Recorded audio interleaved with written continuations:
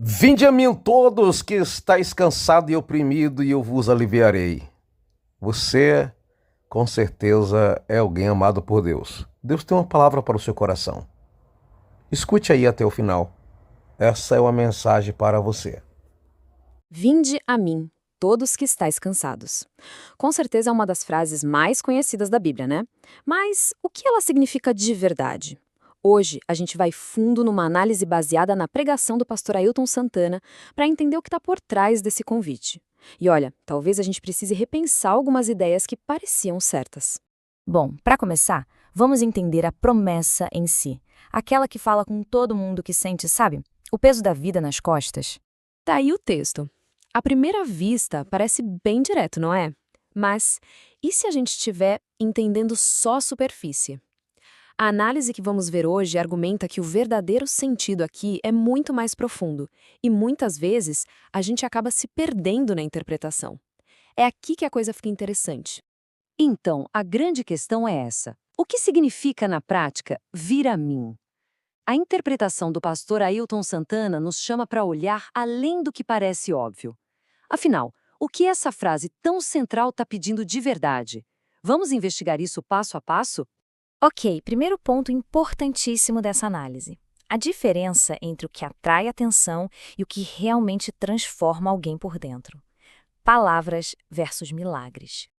Olha só, a Bíblia registra ali por volta de 35, 36 milagres específicos de Jesus e com certeza ele fez muito mais, né?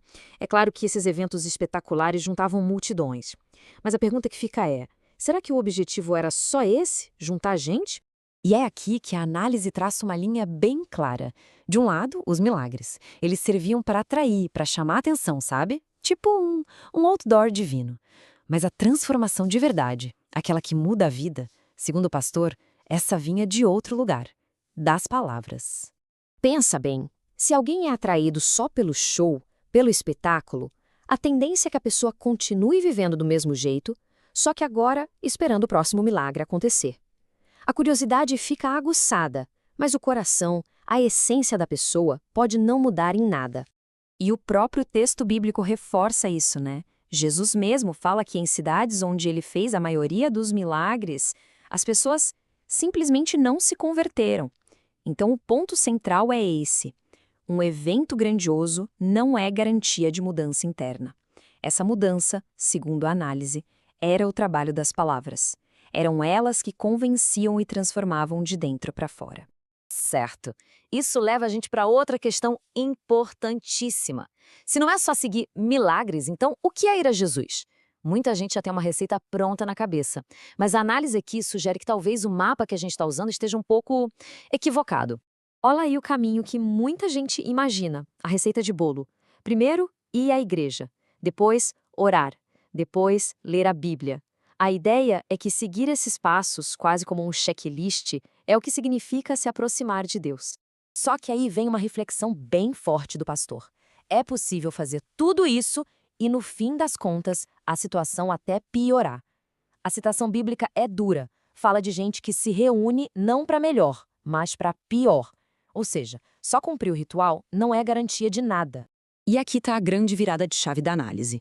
Todas essas atividades, ir à igreja, orar, ler a Bíblia, elas não são o meio para ter um encontro com Cristo. Elas são o resultado de já ter tido esse encontro. É uma inversão completa da lógica comum.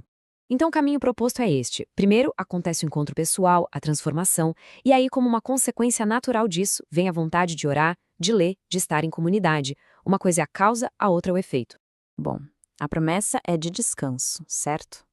Mas para entender esse descanso, a gente precisa primeiro olhar para o fardo que ele convida a gente a largar. Afinal, que jugo pesado é esse que tanta gente carrega por aí? A palavra é jugo, e ela representa exatamente isso, um peso, um fardo. E a análise identifica vários tipos. Tem o jugo do pecado, o da religiosidade que só oprime, o da pressão social para ser o que a gente não é. Enfim, são vários pesos diferentes. E a proposta, então, não é viver sem nenhum jugo, sem nenhum compromisso. A proposta é uma troca. É trocar o jugo do mundo, que é pesado, imposto, que machuca, pelo jugo de Jesus, que é descrito como suave e leve. uma escolha que leva à paz. E olha que interessante a forma como é dito tomais sobre vós. A análise do pastor ressalta que isso é um verbo de ação. Não é algo que simplesmente acontece. É uma decisão, um ato de pegar esse novo jugo e colocar sobre si mesmo. É uma escolha consciente. E uma parte essencial de carregar esse novo jugo é a frase "aprendei de mim". A ênfase aqui é em aprender diretamente com ele. Não é que filosofia ou psicologia não tenham seu valor, claro que tem. Mas a fonte primária do aprendizado para quem aceita esse jugo é o próprio Cristo. E chegamos ao resultado de tudo isso.